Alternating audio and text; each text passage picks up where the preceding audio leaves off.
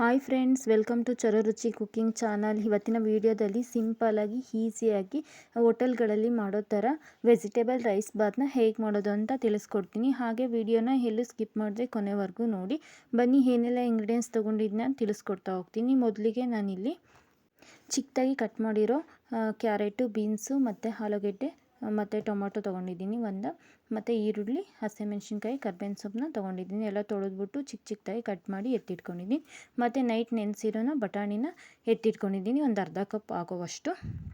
Next ಒಂದು cooker ಇಟ್ಕೊಳ್ಳಿ. Gas ಮೇಲೆ ಕುಕ್ಕರ್ ಇಟ್ಕೊಂಡು ತಳ ಬಿಸಿ ಆದಮೇಲೆ ಅದಕ್ಕೆ ಒಂದು 5ರಿಂದ 6 ಟೇಬಲ್ ಸ್ಪೂನ್ ಆಗೋಷ್ಟು ಆಯಿಲ್ ಹಾಕ್ಕೊಳ್ಳಿ. ಆಯಿಲ್ ಬಿಸಿ ಆದಮೇಲೆ ಪಲಾವ್ಗೆ ಏನೇನು ಬೇಕೋ ಸ್ಪೈಸಸ್ನ ಹಾಕ್ಕೊಳ್ಳಿ. ಸೋಂಪು, ಜೀರಿಗೆ, ಚಕ್ಕೆ, ಲವಂಗ, ಏಲಕ್ಕಿ, ಸಾಸಿವೆ ಹಾಕ್ಕೊಳ್ತಾ ಇದ್ದೀನಿ. ಇದೆಲ್ಲ ಚೆನ್ನಾಗಿ ಎಣ್ಣೆಯಲ್ಲಿ ಫ್ರೈ ಆಗಬೇಕು. ನೋಡ್ತಾ ಇರ್ಬೋದು, ಈ ಥರ ಫ್ರೈ ಮಾಡ್ಕೊಳ್ಳಿ. ನನ್ನ ಪಲಾವ್ ಎಲೆ ಖಾಲಿಯಾಗಿದೆ ಹಾಕಿಲ್ಲ, ಹಾಗಾಗಿ. ನೆಕ್ಸ್ಟು ಚಿಕ್ಕದಾಗಿ ಕಟ್ ಮಾಡಿ ಇಟ್ಕೊಂಡಿರೋ ಈರುಳ್ಳಿ ಮತ್ತು ಹಸಿಮೆಣ್ಸಿನ್ಕಾಯಿನ ಹಾಕಿಬಿಟ್ಟು ಹಸಿ ವಾಸನೆ ಹೋಗೋವರೆಗೂ ಚೆನ್ನಾಗಿ ಎಣ್ಣೆಯಲ್ಲಿ ಫ್ರೈ ಮಾಡ್ಕೊಳ್ಬೇಕು.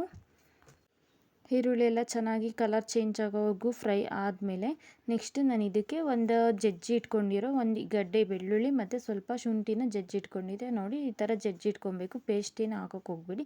ಈ ಥರ ಜಜ್ಜಿ ಹಾಕ್ಕೊಂಡ್ರೆ ಬಾಯಿಗೆ ಶುಂಠಿದೆಲ್ಲ ಸಿಗ್ತಾ ಇರುತ್ತೆ.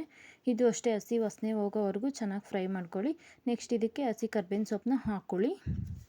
ನೆಕ್ಸ್ಟ್ ಇದೆಲ್ಲ ಆದಮೇಲೆ ನೆಕ್ಸ್ಟ್ ನಾನಿವಾಗ ಆವಾಗಲೇ ಹಚ್ಚಿಟ್ಕೊಂಡಿರೋ ತರಕಾರಿನ ಹಾಕ್ಕೊಳ್ತಾ ಇದ್ದೀನಿ. ನೀವು ಅಷ್ಟೇ ಈ ರೆಸಿಪಿನ ಒಂದು ಸಲ ಟ್ರೈ ಮಾಡಿ, ತುಂಬ ಚೆನ್ನಾಗಿರುತ್ತೆ ರೈಸ್ ಬಾತು. ಹೋಟೆಲ್ಗಳಲ್ಲಿ ಸೇಮ್ ಹೋಟೆಲ್ಗಳಲ್ಲಿ ಯಾವ ಥರ ಮಾಡ್ತಾರೋ ಅದೇ ಥರ ಇರುತ್ತೆ. ನೆಕ್ಸ್ಟ್ ಇವಾಗ ನಾನು ತರಕಾರಿ ಎಲ್ಲ ಹಾಕ್ಕೊಂಡಿದ್ದೀನಿ. ಇದಕ್ಕೆ ನೆಕ್ಸ್ಟ್ ಹಸಿ ಬಟಾಣಿನೂ ಹಾಕ್ಕೊಂಡು ಚೆನ್ನಾಗಿ ಒಂದು ಸಲ ಮಿಕ್ಸ್ ಮಾಡ್ಕೊಳ್ಬೇಕು. ಮಿಕ್ಸ್ ಮಾಡಿಕೊಂಡು ಎಣ್ಣೆಯಲ್ಲಿ ಚೆನ್ನಾಗಿ ಫ್ರೈ ಮಾಡ್ಕೊಳ್ಬೇಕು. ತರಕಾರಿ ಎಲ್ಲ ಚೆನ್ನಾಗಿ ಫ್ರೈ ಆಗಬೇಕು ಎಣ್ಣೆಯಲ್ಲಿ. ನೆಕ್ಸ್ಟ್ ಇದಕ್ಕೆ ರುಚಿಗೆ ತಕ್ಕಷ್ಟು ಉಪ್ಪು ಹಾಕ್ಕೊಳ್ಳೋಣ. ಉಪ್ಪು ಹಾಕ್ಕೊಂಡ್ರೆ ಚೆನ್ನಾಗಿ ಬೇಗ ಸಾಫ್ಟ್ ಆಗುತ್ತೆ ಅಂತ ಅಷ್ಟೇ ತರಕಾರಿ. ನೋಡ್ತಾ ಇರ್ಬೋದು, ಇವಾಗ ರುಚಿಗೆ ತಕ್ಕಷ್ಟು ಉಪ್ಪು ಹಾಕ್ಬಿಟ್ಟು ಸ್ವಲ್ಪ ಹೊತ್ತು ಬಿಟ್ಟು ನೆಕ್ಸ್ಟ್ ಇವಾಗ ಚೆನ್ನಾಗಿ ಫ್ರೈ ಆಗ್ತಾಯಿದೆ. ಇದಕ್ಕೆ ಒಂದು ಚಿಟಿಕೆ ಆಗೋಷ್ಟು ಅರಿಶಿನ ಹಾಕ್ಕೊಳ್ಳಿ. ಇದೆಲ್ಲ ಚೆನ್ನಾಗಿ ಫ್ರೈ ಆಗೋಕ್ಕೆ ಬಿಡಿ. ನೆಕ್ಸ್ಟ್ ಇವಾಗ ನಾನು ಇದಕ್ಕೆ ಅಕ್ಕಿನ ತೊಳ್ಕೊಂಡು ಎತ್ತಿಟ್ಕೊಳ್ಳೋಣ ಬನ್ನಿ. ಇದೆಲ್ಲ ಚೆನ್ನಾಗಿ ಫ್ರೈ ಆಗಲಿ. ನಾನಿವಾಗ 1 ಗ್ಲಾಸ್ ಆಗೋವಷ್ಟು ಅಕ್ಕಿನ ತೊಗೊಂಡಿದ್ದೀನಿ. ಅಕ್ಕಿನ ಚೆನ್ನಾಗಿ ತೊಗೊಂಡು ವಾಶ್ ಮಾಡ್ಕೊಳ್ಳಿ. ನೀರ ಹಂಗೆ ತೊಳೆದ್ಬಿಟ್ಟು ಎತ್ತಿಟ್ಕೊಳ್ಳಿ ಸೈಡಲ್ಲಿ. ನೀರು ಹಾಕಿ ನೆನೆಸೋದು ಬೇಡ. ನೋಡಿದ್ದು ಇವಾಗೆಲ್ಲ ಚೆನ್ನಾಗಿ ಸಾಫ್ಟಾಗಿ ಬೆಂದಿದೆ. ಇದಕ್ಕೆ ನೆಕ್ಸ್ಟು ಟೊಮೊಟೊ ಹಾಕ್ಕೊಳ್ಳೋಣ. ಒಂದು ದಪ್ಪ ಟೊಮೊಟೊ ಕಟ್ ಮಾಡಿ ಇಟ್ಕೊಂಡಿದ್ದೆ. ಈ ಟೊಮೊಟೊನ ಹಾಕ್ಕೊಂಡು ಚೆನ್ನಾಗಿ ಟೊಮೊಟೊ ಸಾಫ್ಟ್ ಆಗೋವರೆಗೂ ಬೇಯಿಸ್ಕೊಬೇಕು. ನೆಕ್ಸ್ಟ್ ಇದಕ್ಕೆ ಒಂದು ಅರ್ಧ ಸ್ಪೂನ್ ಆಗೋಷ್ಟು ಗರಂ ಮಸಾಲ, ಅಂದರೆ ಮನೆಯಲ್ಲೇ ಮಾಡಿರೋದದು. ನೆಕ್ಸ್ಟ್ ಇವಾಗ ಧನಿಯಾ ಪುಡಿ ಮತ್ತು ಅಚ್ಕಾರದ ಪುಡಿನ ಹಾಕ್ಕೊಳ್ಳಿ ರುಚಿಗೆ ತಕ್ಕಷ್ಟು. ಇಷ್ಟೇ ಹಾಕ್ತಾ ಇರೋದು, ನಾನು ಹೆವಿ ಮಸಾಲ ಏನೂ ಹಾಕ್ತಾಯಿಲ್ಲ. ಇದೆಲ್ಲ ಹಾಕ್ಬಿಟ್ಟು ಚೆನ್ನಾಗಿ ಮಿಕ್ಸ್ ಮಾಡಿಕೊಂಡು ಎಣ್ಣೆ ಬಿಟ್ಟಿದ್ಮೇಲೆ ನೆಕ್ಸ್ಟ್ ಇದಕ್ಕೆ 1 ಗ್ಲಾಸ್ ಅಕ್ಕಿಗೆ 2 ಗ್ಲಾಸ್ ಆಗೋವಷ್ಟು ನೀರನ್ನು ಹಾಕ್ಕೊಳ್ತಾ ಇದ್ದೀನಿ. 2 ಗ್ಲಾಸ್ಗಿಂತ ಸ್ವಲ್ಪ ಕಡಿಮೆನೇ ಹಾಕ್ಕೊಳ್ತಾ ಇದ್ದೀನಿ, ಯಾಕಂದರೆ ಬೇಗನೆ ತೊಳೆದು ಇಟ್ಕೊಂಡಿದ್ವಲ್ಲ, ಅಕ್ಕಿ ಸ್ವಲ್ಪ ಸಾಫ್ಟ್ ಆಗಿರುತ್ತೆ, ಅದಕ್ಕೋಸ್ಕರ. ನೀರೆಲ್ಲ ಹಾಕ್ಕೊಂಡಾದ್ಮೇಲೆ ಚೆನ್ನಾಗಿ ಇದು ಒಂದು ಕುದಿ ಬರಬೇಕು. ಚೆನ್ನಾಗಿ ಕುದಿ ಬಂದಮೇಲೆ ಅಕ್ಕಿ ಹಾಕ್ಕೊಳ್ಬೇಕು. ನೋಡಿ, ಈ ಥರ ಕುದಿ ಬರ್ತಾಯಿದೆ. ನಾನು ತೊಳೆದಿರೋ ಅಕ್ಕಿನ ಹಾಕ್ಕೊಳ್ತಾ ಇದ್ದೀನಿ.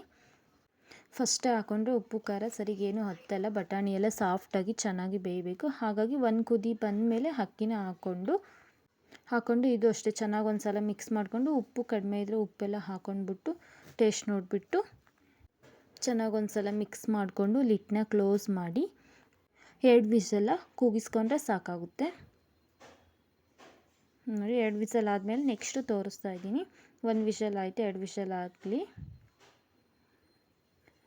ನೆಕ್ಸ್ಟು ಕೂಲ್ ಆದಮೇಲೆ ಅದೆಲ್ಲ ಫುಲ್ಲು ವಿಷಲೆಲ್ಲ ಹೋದ್ಮೇಲೆ ನೋಡಿ ಓಪನ್ ಮಾಡಿ ತೋರಿಸ್ತಾ ಇದ್ದೀನಿ. ಪರ್ಫೆಕ್ಟಾಗಿ ಬಂದಿದೆ.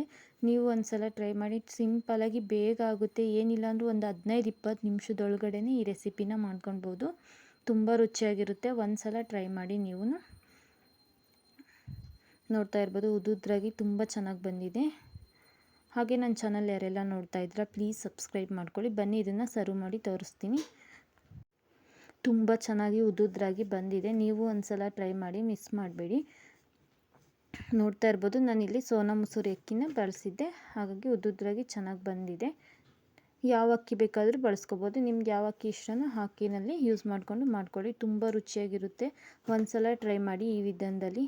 Thank you for watching. Bye.